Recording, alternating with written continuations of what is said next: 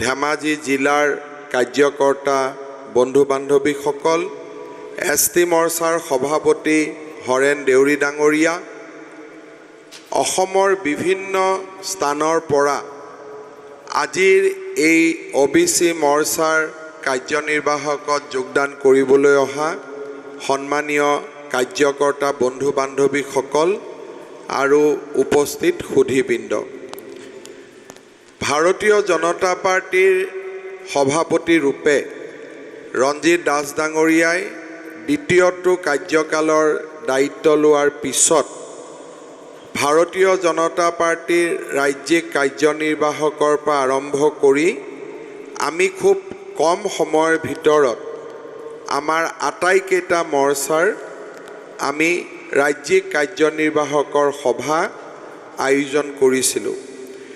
মোৰ সৌভাগ্য হৈছিল মহিলা মৰ্চা, চাহ মৰ্চা, জনজাতি মৰ্চা, যুৱ মৰ্চাৰ সভাত উপস্থিত থকাৰ আৰু আজি OBC মৰ্চাৰ সভাত উপস্থিত থকাৰো সৌভাগ্য হ'ল।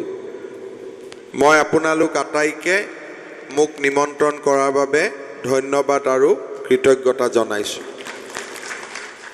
আমি সকলোৱে জানো যে 2021 চনৰ নিৰ্বাচন আমাৰ দুৱাৰদলিত আৰু মাত্ৰ কেইটামান দিন পিছতেই বিধানসভা নিৰ্বাচনৰ এটা প্ৰাৰম্ভিক আভাস আৰু লাহে লাহে আমি বিধানসভা নিৰ্বাচনৰ পূৰ্ণ পৰ্যায়ৰ যুঁজলৈ আমি সোমাই যাম। তাৰ প্ৰাক মুহূৰ্তত আমাৰ দায়িত্ব, আমাৰ দায়বদ্ধতা এই বিষয়ে আমি অনুভৱ কৰিব লাগিব। OBC মৰ্চাৰ দায়িত্বত বহুকেইজন নতুন কাৰ্যকৰ্তাই দায়িত্ব গ্ৰহণ কৰিছে আৰু কিছু পুৰণা কাৰ্যকৰ্তায়ো দ্বিতীয়বাৰৰ বাবে দায়িত্ব গ্ৰহণ কৰিছে। আমি যদি অসমৰ ৰাজনৈতিক পৃষ্ঠভূমিলৈকে চাওঁ, OBC সকল বিভিন্ন জাতি উপজাতিৰ মাজত বিভক্ত হ'লেও একত্ৰিতভাৱে OBC ৰাইজ অসমৰ ৰাজনীতিৰ এক বৃহৎ শক্তি। আজি আমি দেখা পাওঁ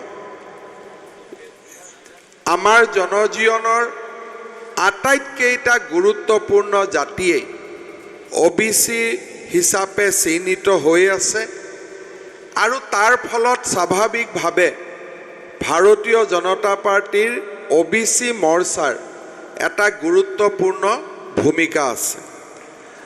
আৰু আমি যদি চাওঁ আমাৰ অসমৰ কেইবাটাও সৰ্ববৃহৎ জাতি, টাই আহোমে হওক, কোচ ৰাজবংশীয়ে হওক বা আজি আমাৰ অসমৰ বিভিন্ন স্থানত সিঁচৰিত হৈ থকা নাথৰ পৰা গোৰ্খা সম্প্ৰদায়ৰ লোকৰ মাজলৈ OBC MOBC সিঁচৰিত হৈ আছে। অৰ্থাৎ OBC মৰ্চাৰ ভিতৰতে আমি এখন ক্ষুদ্ৰ অসমৰ প্ৰতিচ্ছবি দেখা পাওঁ আৰু তাৰ পৰিপ্ৰেক্ষিতত OBC মৰ্চাৰ ভাৰতীয় জনতা পাৰ্টিৰ সাংগঠনিক ৰচনাত এটা বিশাল দায়িত্ব পালন কৰাৰ প্ৰয়োজনীয়তা আছে বা আমি পালন কৰি আহিছোঁ। মোৰ বিশ্বাস আমাৰ বিধানসভা নিৰ্বাচনৰ প্ৰাক মুহূৰ্তত আমি মণ্ডল পৰ্যায়লৈকে OBC মৰ্চাৰ সংগঠনক আমি শক্তিশালী কৰি তুলিম আৰু পৰৱৰ্তী সময়ত শক্তি কেন্দ্ৰ আৰু বুথ আৰু শেষলৈ ৰাইজৰ হৃদয়ত আমি স্থান লাভ কৰিব লাগিব। আমি নিশ্চিত যে আমাৰ সাংগঠনিক কাৰ্যকলাপৰ যি এক বৃহৎ ৰচনা যোৱা 2-3 বছৰত অসমত নিৰ্মাণ হৈছে, সি ভাৰতীয় জনতা পাৰ্টিক ইলেকশ্যনত আমি যোৱাৰ আগতেই আমাক এটা অদ্ভুত এডভান্টেজ দি ৰাখিছে। আজি অসমত এনেকুৱা এটা ৰাজনৈতিক দল নাই যাৰ আজি শিপা ভাৰতীয় জনতা পাৰ্টিৰ যিমান তলত শিপা আছে সিমান তলত থকা অসমত আজি কোনো এটা আন ৰাজনৈতিক দল নাই। আজি আপোনালোকে লক্ষ্য কৰিছে যে এই কথা মই কোৱা কথা নহয়, মই সুদীৰ্ঘ দিন ৰাজনীতিত আছোঁ। আগতে আমাৰ যেতিয়া সাংবাদিক মেল হয়, আন ৰাজনৈতিক দলবিলাকে মিটিং কৰে, তেওঁলোকে কয় কংগ্ৰেছক হৰুৱাবৰ কাৰণে আমি একত্ৰিত হ'ব লাগে। তাৰমানে আমি স্বীকাৰ কৰোঁ যে কংগ্ৰেছ এটা প্ৰধান দল আৰু কংগ্ৰেছক হৰুৱাবৰ কাৰণে আন বিৰোধী ৰাজনৈতিক দলবোৰ একত্ৰিত হ'ব লাগে। আৰু তেনেকুৱা শব্দ আমি 2014 চনৰ আগত সদায় আমি শুনি আহিছিলোঁ। প্ৰধানমন্ত্ৰী নৰেন্দ্ৰ মোদী ডাঙৰীয়াই দায়িত্ব লোৱাৰ পিছত আৰু অসমৰ ৰাজ্য চৰকাৰখনৰ যোৱা 4.5 বছৰৰ চমকপ্ৰদ প্ৰদৰ্শনৰ পিছত আজি আমি কি শুনিবলৈ পাওঁ যে বিজেপিক হৰুৱাবৰ কাৰণে আমি একত্ৰিত হ'ব লাগে। তাৰমানে অসমৰ ৰাজনীতিত যোৱা 70 বছৰ স্বাধীনতাৰ 70 বছৰ 65 বছৰত কংগ্ৰেছ দলৰ যি স্থান আছিল মাত্ৰ 5টা বছৰৰ ভিতৰতে আমি পৰিৱেশৰ উলট পুলট কৰি দিবলৈ সক্ষম হ'লোঁ। আৰু আজি সকলোৱে কয় যে বিজেপিক হৰুৱাবৰ কাৰণে আমি একত্ৰিত হ'ব লাগে। 65 বছৰৰ সাধনা, স্বাধীনতা সংগ্ৰামৰ এক বিৰাট ডাঙৰ ইতিহাস, তাৰ তুলনাত অসমত ভাৰতীয় জনতা পাৰ্টিৰ সংগঠন আমি নিচেই সীমিত আছিলোঁ। কিন্তু যোৱা 5-6টা বছৰত আমাৰ যি অদ্ভুত কাম আমি কৰিব পাৰিলোঁ, তাৰ লগে লগে চৰকাৰৰ যি সফলতা, মোদী ডাঙৰীয়াৰ যি বিশাল নেতৃত্ব, এই নেতৃত্বই অসমৰ ৰাজনৈতিক পৰিৱেশৰ আজি সম্পূৰ্ণ পৰিৱৰ্তন কৰিলে। আজি প্ৰদেশ কংগ্ৰেছৰ সভাপতি যোৱা কালিলৈকে আমি কৈছিলোঁ কংগ্ৰেছক হৰুৱাবৰ কাৰণে আমি একত্ৰিত হ'ব লাগে। আজি সেই প্ৰদেশ কংগ্ৰেছৰ সভাপতিয়ে কি কয় যে আহক আমি একেলগ হওঁ, নহ'লে আমি বিজেপিক হৰুৱাব নোৱাৰিম। তাৰমানে বিজেপি যে আজি অসমৰ সৰ্ববৃহৎ আৰু সৰ্বব্যাপী সৰ্বগ্ৰাসী এক ৰাজনৈতিক দল, আজি তাক প্ৰত্যেক দিনা বিৰোধী পক্ষই স্বীকাৰ কৰিছে। টিভিত যেতিয়া টক শ্ব' দেখা পাওঁ, মই চটফটাই থকা মানুহবিলাকক দেখোঁ যে আমি একেলগ হ'ব লাগে, নহ'লে আমি বিজেপিক হৰুৱাব নোৱাৰিম। তাৰমানে আমাৰ শক্তি অসমত আজি মহাবাহু ব্ৰহ্মপুত্ৰৰ শক্তি ভাৰতীয় জনতা পাৰ্টিৰ প্ৰত্যেকগৰাকী সদস্যৰ শৰীৰত আজি প্ৰৱেশ কৰিছে। আমি এক অদ্ভুত প্ৰাচীৰ নিৰ্মাণ কৰিছোঁ। পঞ্চায়ত নিৰ্বাচনৰ পৰা, মিউনিচিপালিটিৰ পৰা MP ইলেকশ্যনলৈকে চমকপ্ৰদ সাফল্য আমি দেখুৱাবলৈ সক্ষম হৈছোঁ। আৰু মই নিশ্চিত, যোৱাকালি মই গোটেই দিনটো শদিয়াত আছিলোঁ। জনসাধাৰণৰ যি অদ্ভুত আকৰ্ষণ, গোটেই দিনটো শদিয়াত মই যোৱাকালি ঘূৰি ফুৰিছিলোঁ। প্ৰায় 60,000 মান মানুহ, যিমান ভোট পালে ইলেকশ্যনত জিকিব লাগে সিমান মানুহ, তাতকৈ বেছি মানুহ আমাৰ মিটিঙতে আছে। গুৱাহাটীত শুনি থাকোঁ শদিয়া এইবাৰ বেয়া বেয়া, কালি গৈ মোৰ এনেকুৱা লাগিল শদিয়াহে 1 নম্বৰ অসমৰ সমষ্টি। যিটো সমষ্টিয়ে গুৱাহাটীত শুনি থাকোঁ বেয়া বুলি, তাত ভৰি দিলে এনেকুৱা লাগে ইয়াতহে দেখোন আটাইতকৈ বেছি ভোটত জিকিব। এনেকুৱা এক অদ্ভুত শক্তি আজি ভাৰতীয় জনতা পাৰ্টিয়ে নিৰ্মাণ কৰিছে। আজি আমি নিজে আমি লক্ষ্য কৰিব পাৰোঁ, প্ৰত্যেকখন বাজেটত আমি যিমান কথা কৈছিলোঁ, যিমান আমি প্ৰতিশ্ৰুতি দিছিলোঁ, এটা এটাকৈ আজি আমি ৰূপায়ণ কৰিছোঁ। কোভিড যেতিয়া মহামাৰী আৰম্ভ হৈছিল, মহাৰাষ্ট্ৰ, অন্ধ্ৰপ্ৰদেশ, কেৰেলাৰ দৰে চৰকাৰে কৈছিলে যে আমি দৰমহা সম্পূৰ্ণ দিব নোৱাৰো। 1 তাৰিখে দৰমহা দিয়াটো বাদেই দিয়ক, তেওঁলোকে কৈছিল চৰকাৰী কৰ্মচাৰীক আমি মাত্ৰ 50% দৰমহা দিম। আজি মহাৰাষ্ট্ৰ, কেৰেলা, অন্ধ্ৰপ্ৰদেশ তাৰ লগত অসমৰ কোনো তুলনা নহয়। অসমৰ যদি টেক্স GST আমি মাহত 1000 টকা কালেকশ্যন কৰোঁ, তেওঁলোকে 3000 কোটি টকা কালেকশ্যন কৰে। অসমতকৈ 3 গুণ 4 গুণ ডাঙৰ ৰাজ্য এইবিলাক। আজি তাৰ মাজতো যোৱা 6 মাহত চৰকাৰী কৰ্মচাৰীয়ে মাহৰ প্ৰথম দিনটোত দৰমহা পাইছে, 1 টকাও আমি দৰমহা কৰ্তন কৰা নাই। আৰু তাৰ সমান্তৰালভাৱে বিদ্যালয়ৰ প্ৰাদেশিকৰণৰ পৰা, শিক্ষক নিযুক্তিৰ পৰা, অৰুন্ধতী অৰুণোদয় স্বয়মৰ পৰা এক অসমৰ উন্নয়নৰ অনিৰুদ্ধ যাত্ৰা। কেতিয়াও আমি অনুভৱ কৰিব পৰা নাছিলোঁ যে আমাৰ ৰাজ্যখনে ইমান শক্তিশালী ভূমিকাত আমি অৱতীৰ্ণ হ'ব পাৰিম। আজি আমাৰ সমাজত যাৰ পৰিয়ালত বিধৱা ব্যক্তি থাকে, আই মাতৃ থাকে, তেওঁলোকক বোজা বুলি গণ্য কৰা হৈছে। দিব্যাংগ ব্যক্তি থকা পৰিয়ালক বোজা বুলি গণ্য কৰা হৈছিল। বিয়া নোহোৱা ছোৱালীগৰাকী যেতিয়া ঘৰত থাকে, সেই ছোৱালীজনী নিতৌ পৰিয়ালৰ আন সদস্যৰ সন্মুখত হেয় প্ৰতিপন্ন হৈছিল। আৰু স্বামীৰ লগত যদি নিজৰ স্বাভিমানৰ বাবে কিবা কাৰণত পিতৃৰ ঘৰলৈকে যদি মহিলা উভতি আহিছিল, সেই মহিলাগৰাকীয়ে ঘৰতো উপযুক্ত সন্মান নাপাইছিল। আজি অৰুণোদয়ৰ দৰে অদ্ভুত আঁচনিৰ জৰিয়তে এনে দুৰ্ভগীয়া পৰিয়ালবিলাকৰ 20 লাখ পৰিয়ালক আজি আমি মাহত 830 টকাকৈ দিয়াৰ আঁচনি আমি প্ৰস্তুত কৰিছোঁ।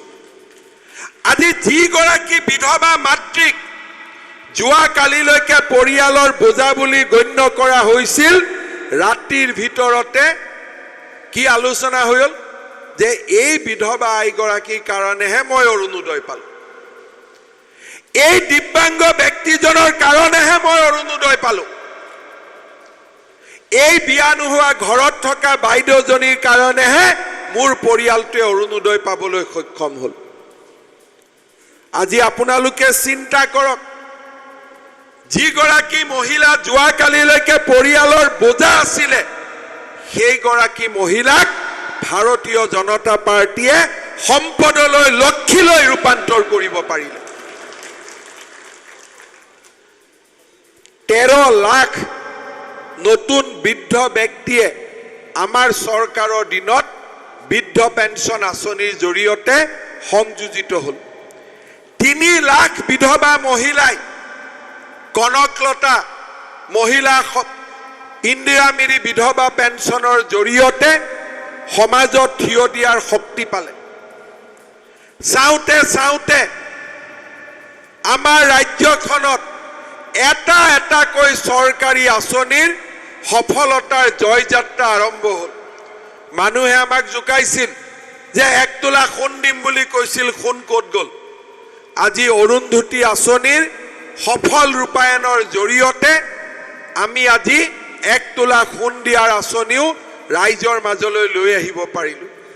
স্বয়ম আঁচনিৰ জৰিয়তে প্ৰায় 3 লাখ যুৱকক এইবাৰ আমি আত্মসংস্থাপনৰ মন্ত্ৰৰে আমি জড়িত কৰিম।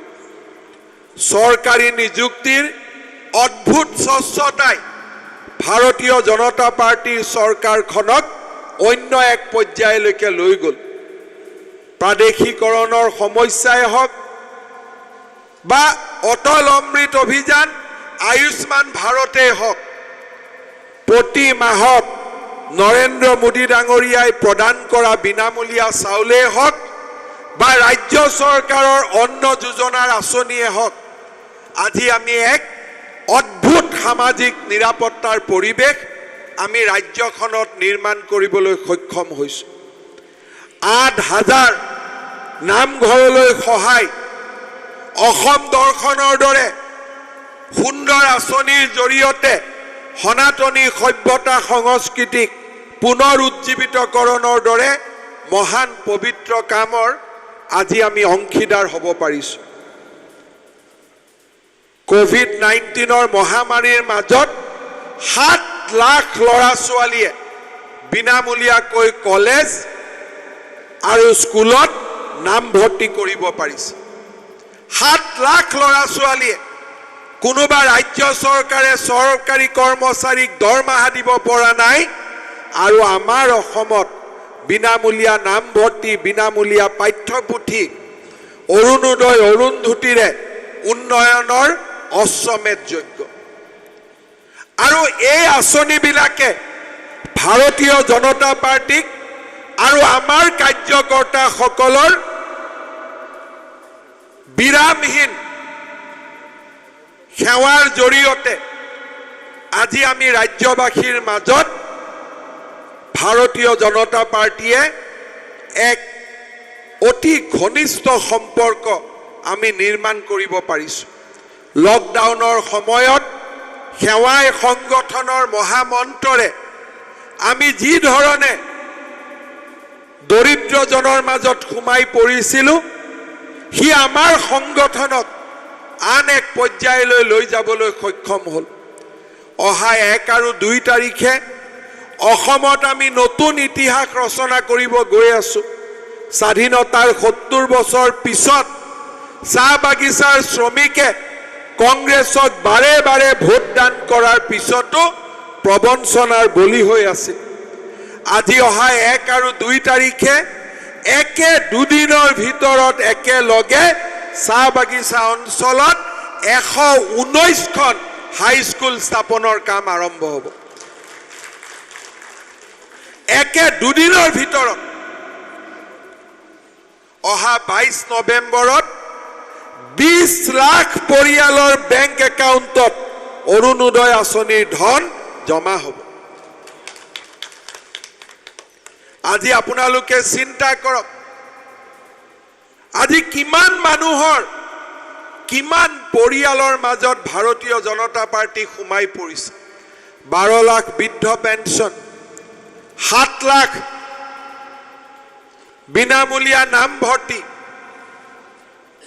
প্ৰতি বছৰে 62 লাখ পৰিয়াললৈ বিনামূলীয়া পাঠ্যপুথি, অটল অমৃত অভিযান, আয়ুষ্মান ভাৰতৰ জৰিয়তে 1 লাখ পৰিয়ালক দুৰাৰোগ্য ৰোগৰ সময়ত আশ্ৰয় হিচাপে ভাৰতীয় জনতা পাৰ্টি থিয় হৈছে।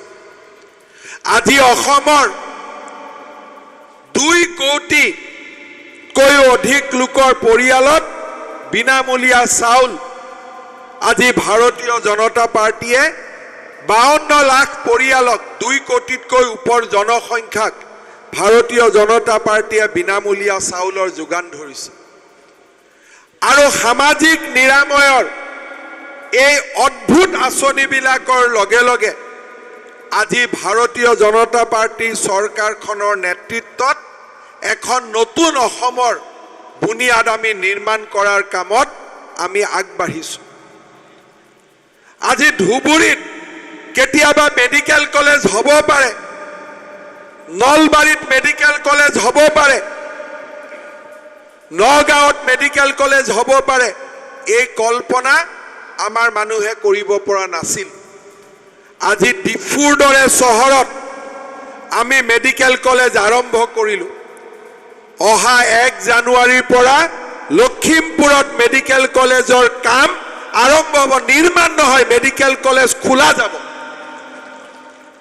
আজি তিনিচুকীয়া, নলবাৰী, নগাঁও, ধুবুৰী এই গোটেইবিলাক অঞ্চলত মেডিকেল কলেজ নিৰ্মাণৰ কাম 80% সম্পূৰ্ণ হৈছে।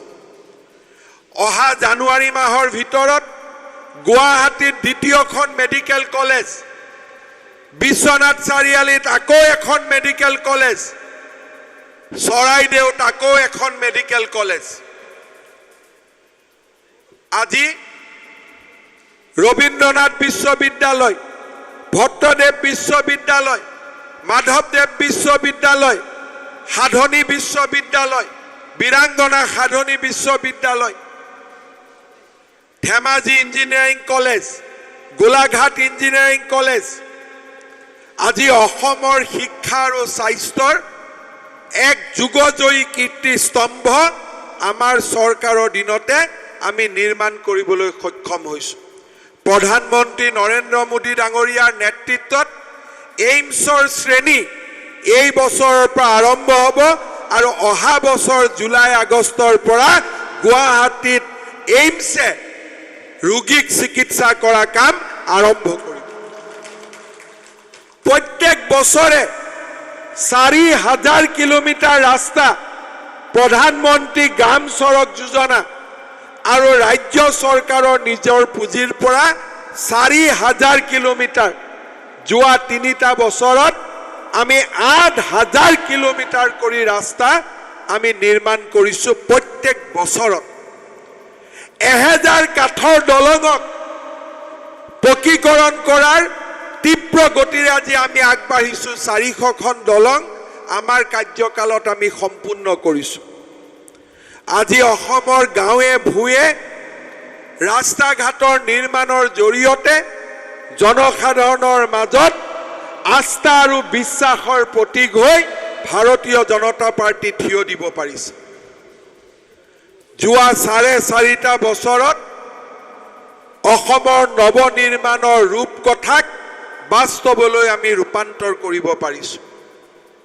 মই বিশ্বাস কৰোঁ, যেতিয়া কোনোবা নতুন আঞ্চলিক শক্তিয়ে কয় যে মানুহৰ আমি দুৱাৰে দুৱাৰে যাম, 4.5 বছৰত দৰিদ্ৰ নাৰায়ণৰ সেৱাৰে ভাৰতীয় জনতা পাৰ্টি এতিয়া দুৱাৰত যাব নালাগে, মানুহৰ হৃদয়ত ভাৰতীয় জনতা পাৰ্টিয়ে স্থান লাভ কৰিছে। পণ্ডিত দীনদয়াল উপাধ্যায়ৰ অন্ত্যোদয় আঁচনিক, অন্ত্যোদয়ৰ আদৰ্শক আজি আমি এটা এটাকৈ বাস্তৱত ৰূপায়িত কৰিছোঁ। অন্ত্যোদয়ৰ মহান আদৰ্শৰে অনুপ্ৰাণিত হৈ আজি আমি অসমক ভাৰতৰ সৰ্বশালী 5খন ৰাজ্যৰ ভিতৰত এখন হিচাপে নিৰ্মাণ কৰাৰ কামত আমি আগবাঢ়িছোঁ। শ্ৰদ্ধাৰ কাৰ্যকৰ্তা বন্ধুসকল, জাতিটোৰ প্ৰগতিৰ লগে লগে জাতিৰ ভৱিষ্যত সুৰক্ষাৰ এক পবিত্ৰ দায়িত্ব আজি ভাৰতীয় জনতা পাৰ্টিৰ দায়বদ্ধতা ৰূপে আজি পৰিচয় বা স্বীকৃতি পাইছে।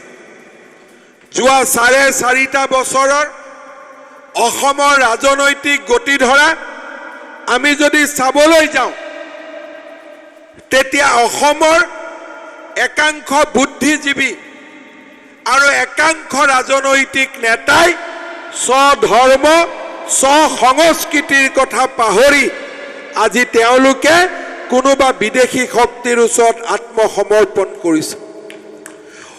অসমৰ ৰাজনৈতিক আকাশ এছাম ব্যক্তিয়ে ইমান ধুৱলি কুঁৱলী কৰি দিলে যে অজিত ভূঞাৰ দৰে ব্যক্তিয়েও আজি বদৰুদ্দিন আজমলৰ ধৰি চেলেকা কামত লিপ্ত হোৱা আমি দেখা পাইছোঁ। আজি অসমৰ বুকুত মিয়া কবিতা, মিয়া মিউজিয়াম, শংকৰদেৱৰ মহাপুৰুষ শংকৰদেৱৰ জন্মভূমি বৰদোৱাৰ ওপৰত আক্ৰমণ, কাজিৰঙাৰ ওপৰত আক্ৰমণ, এশিঙীয়া গড়ৰ ওপৰত আক্ৰমণ।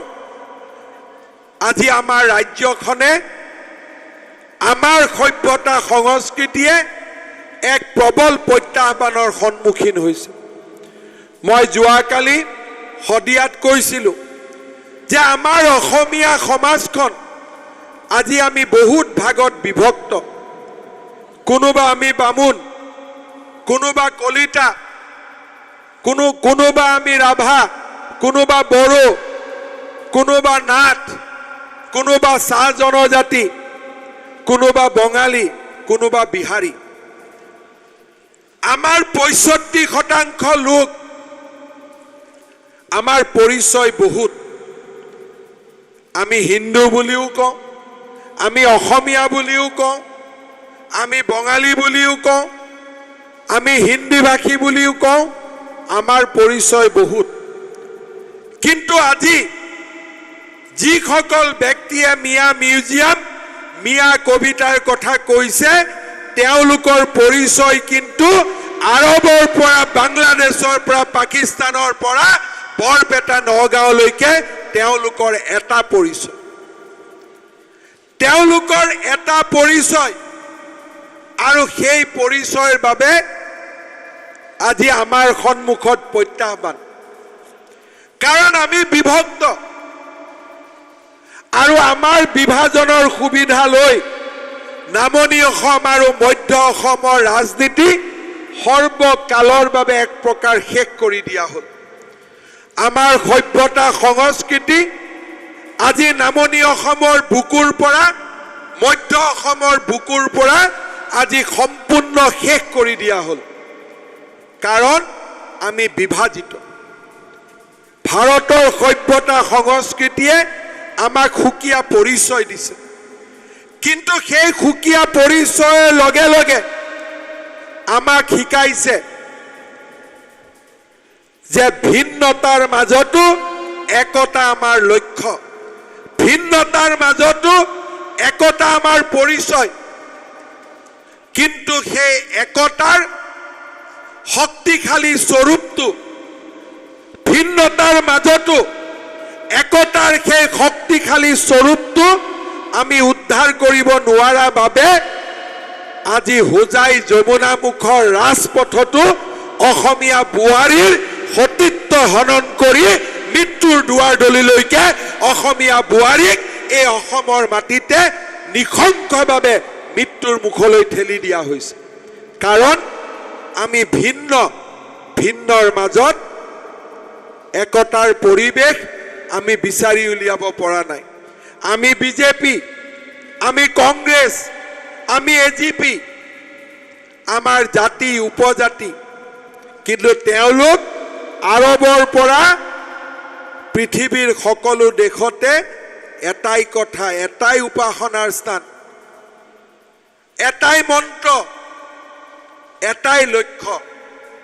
আৰু সেই আগ্ৰাসনৰ ৰাজনীতিৰে আজি এনেকুৱা এটা সময় উপস্থিত হ'ল যে আজি মানুহে ক'ব পৰা হ'ল যে মিয়া মিউজিয়ামো শংকৰদেৱ কলাক্ষেত্ৰত স্থাপন কৰিব লাগিব।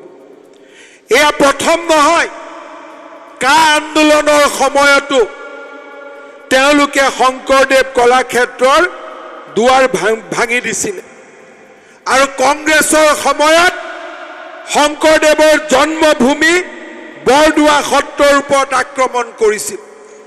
এটা এটাকৈ তেওঁলোকে শংকৰদেৱ, মাধৱদেৱ আমাক পাহৰাই পেলাব খোজে। অসমীয়া ভাষাৰ তেওঁলোক গৰাকী হ'ল, আমি নাথাকিলে অসমীয়া ভাষা জীয়াই নাথাকিব। জ্যোতি বিষ্ণুৰ, লক্ষ্মীনাথ বেজবৰুৱাৰ অসমীয়া ভাষাৰো স্বত্বাধিকাৰী তেওঁলোক হ'ল। সেই পৰিৱেশৰ মাজত আজি আমি ৰাজনীতি কৰিছোঁ।